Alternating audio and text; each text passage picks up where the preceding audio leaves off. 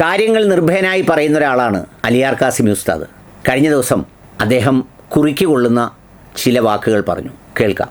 അധികാരികളുടെ അരമനകളിൽ കയറിയിറങ്ങിയിട്ട് പീഡിതരായ ആളുകൾ സുരക്ഷിതരാണെന്ന് പറയുന്നത് മനസാക്ഷിയുടെ വഞ്ചനയാണ്. ഇതൊക്കെയാണല്ലോ ഇപ്പൊ നടക്കുന്നത്. ഏറ്റവും വലിയ ഒരു സമൂഹം, ലോകത്ത് ഏറ്റവും അധികം പീഡിപ്പിക്കപ്പെടുന്ന ഒന്നാമത്തതോ രണ്ടാമത്തതോ ആയ ഒരു രാജ്യത്ത് ജീവിച്ചുകൊണ്ട് നമുക്ക് പറയാനാവുമോ അധികാരിയെ പ്രീണിപ്പിക്കാൻ വേണ്ടിയിട്ട് ഈ പീഡിതർ സുരക്ഷിതരാണെന്ന്?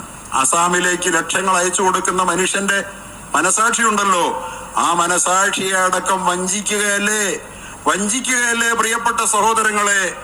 യഥാർത്ഥത്തിൽ ഈ പീഡിതരുടെ മനസാക്ഷിയിൽ കുത്തുകയല്ലേ റഹ്മത്തും കാരുണ്യവും ഉണ്ടെങ്കിൽ സാധ്യമാകുമോ?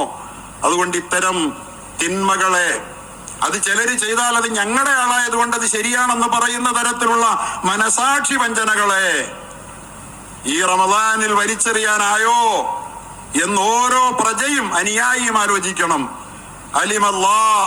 അല്ലാഹുവിനറിയാം അന്നക്കും കുന്തും തഖ്താനൂന അൻഫുസക്കും.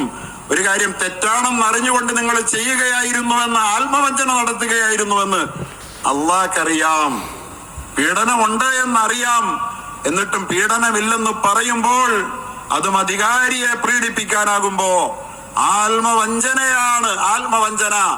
അത് ഞങ്ങളുടെ ആളായത് കൊണ്ട് കുഴപ്പമില്ലെന്ന് പറയുന്നവനും റമദാനിൽ 1000 നോമ്പെടുത്താലും ആത്മവഞ്ചനയുടെ കൊടുംപാപത്തിൽ നിന്ന് മോചനം നേടിയിട്ടില്ലെന്ന് അറിയാൻ കഴിയുന്ന ബോധ്യം പരിശുദ്ധ റമദാനിൽ ആർജിച്ചെടുത്തുകൊണ്ട് റമദാനോട് വിട പറഞ്ഞാൽ അല്ലാഹു ഇന്നി ഖരീബ് അടുത്തുണ്ടാകും.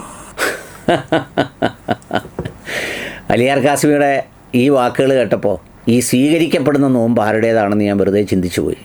ആത്മവഞ്ചനയോടെ ഈ ലോകത്ത് നടക്കുന്ന സയനിസ്റ്റ് ആക്രമത്തെ ന്യായീകരിക്കുന്നവരും അതിന് മറുപുറം കണ്ടെത്തുന്നവരും, ഇതുപോലെ പ്രജകൾ വലിയ വേദനയിൽ കഴിയുമ്പോഴും ഏറ്റവും സുരക്ഷിതരും സന്തോഷവാന്മാരുമാണ് എന്ന് പ്രഖ്യാപിക്കുന്നവരുമൊക്കെ അവരുടെ നോമ്പ് 1000 മാസം എടുത്താലും റെഡിയാവില്ലെന്നാണ് അലിയാർ കാസിമി ഉസ്താദ് പറയുന്നതെങ്കിൽ, സത്യം പറഞ്ഞാൽ ഈ പ്രകടനക്കാരും പ്രഭാഷകരും കടുവ വറുക്കുന്നത് പോലെ എണ്ണ പൊട്ടിച്ച് വർത്തമാനം പറയുന്നവരും അവരൊക്കെ അവിടെ നിൽക്കുമ്പോൾ എൻ്റെ നാട്ടിലെ ഒരു പാവപ്പെട്ട സലീമും അതുപോലെ റഹീമുക്കായും അതുപോലെ ഈ നിരപരാധികളായ ചില മനുഷ്യരും ഷാജഹാനും ഒക്കെ പോലെയുള്ള ചെറിയ മനുഷ്യരുടെ നോമ്പായിരിക്കും പടച്ചോൻ സ്വീകരിക്കപ്പെടുക.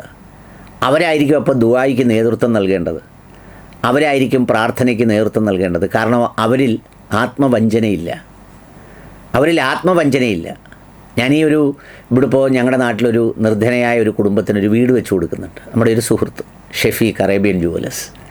അപ്പോൾ ആ വീടിൻ്റെ ഈ കട്ടള വെക്കുന്നത് ചുമ്മാ ഒരു ചടങ്ങ് പോലെയൊക്കെ ഉണ്ട് ചിലയിടത്ത്. അപ്പോൾ അത് വെക്കാൻ ഏറ്റവും നിഷ്കളങ്കനായ നല്ലവരിൽ നല്ലവനായ ഒരാളിനെ വേണം എന്ന് പറഞ്ഞപ്പോൾ എന്നെ അത്ഭുതപ്പെടുത്തുന്ന ഒരു പേരാണ് ഈ നാട്ടിലെ പലരും മുന്നോട്ട് വെച്ചത്. പുള്ളിയാകട്ടെ ഒരു പ്രമാണിയായി എങ്ങുമില്ല, ആരും പുറകിൽ നിന്ന് തൊട്ട് നിസ്കരിക്കുന്നില്ല ഇമാമായിട്ട്. എന്നാൽ അറുത്ത കൈക്ക് ഉപ്പ് തേക്കാത്ത, ആർക്കും 10 പൈസ കൊടുത്തിട്ടില്ലാത്ത, അവരവർ കൊടുക്കേണ്ട കാശ് പോലും അതിന് ഈ സക്കാത്ത് പിരിവിൻ്റെ കമ്മിറ്റി ഉണ്ടാക്കി പിരിച്ച് അതിലൂടെ കൊടുക്കുന്ന ആളുകളൊക്കെ ഇമാമുമാരാണ്. കാശ് തട്ടിക്കുന്നതിൻ്റെ ബ്രോക്കർമാർ ഇമാമുമാരാണ്. പക്ഷേ ഈ പാവപ്പെട്ടവൻ ഇമാമല്ല. അപ്പോൾ അതുകൊണ്ട് എനിക്ക് അലിയാർ കാസിമിയുടെ ഈ പ്രസംഗം കേട്ടപ്പോൾ അവിടെ മാത്രമല്ല, ഞാൻ ഈ നമ്മുടെ കൺമുന്നിൽ കാണുന്ന ജമാഅത്തുകളും പള്ളികളും അവിടുത്തെ പ്രമാണിമാരും അതിൻ്റെ ഏർപ്പാടുകളും എല്ലാം ഒരു നിമിഷം ചിന്തിച്ചു പോയി. നിങ്ങളും ആത്മാർത്ഥമായിട്ട് ഈ ആത്മവഞ്ചനയില്ലാതെ ചിന്തിച്ചാൽ അങ്ങനെ ചില കാഴ്ചകൾ മനതാരിൽ കാണാൻ കഴിയും. മനതാരിൽ നിങ്ങൾ ചിലപ്പോൾ നിസ്സഹായരായിരിക്കും, ഒന്നും ചെയ്യാൻ പറ്റില്ല, പക്ഷേ മനതാരിൽ കാണാം. എന്നിട്ട് പടച്ചവനോട് പറയാം. അതല്ലേ ഏറ്റവും powerful, the most trust worthy communication in the world.